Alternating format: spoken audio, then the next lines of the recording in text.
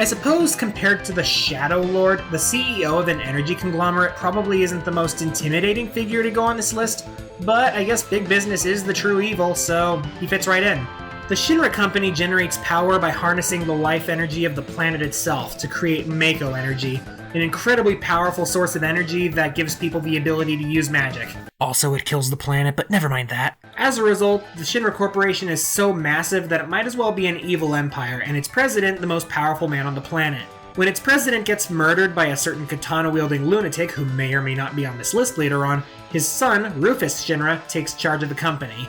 The thing that makes Rufus such an effective antagonist is just how calm, casual, and collected he is about everything. He's completely unfazed by everything and anything that happens to him, and he's really good about adapting his plans to fit the situation. He always comes across as being in control of the situation, regardless of how much control he actually does have. Early on, Rufus explains to the heroes that while his father may have controlled people with money and empty promises, Rufus controls people with fear. We see that at play multiple times throughout the game when he plays on people's fear of larger threats, like that meteor about to kill the planet, or that eco-terrorist group trying to take the company down, or the aforementioned lunatic with a sword. We also really get the sense that his approach to getting things done is vastly different from his father. The old president is usually content to sit back and watch other people do stuff, but you get the impression that Rufus is a much more proactive, do-things-yourself kind of guy.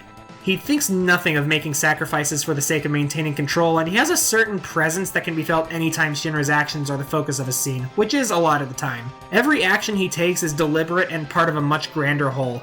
Really, the only thing holding him back from being higher on this list is his overall lack of screen time. I mean, even when he's first introduced early on in the game, it's clear there are bigger fish to fry. Rufus just never gets to be the main thread of the game. Even later on, when he kicks things into high gear, everyone's more concerned about that meteor that's about to kill everyone. But it's not for lack of trying on his part. In another game, he easily could have been main villain material, and even as it stands, he isn't half bad. It's just kind of a shame that he had to share a game with a much more effective villain. Hey, remember that time he was carrying around the severed head of an alien god in a jar? That was weird.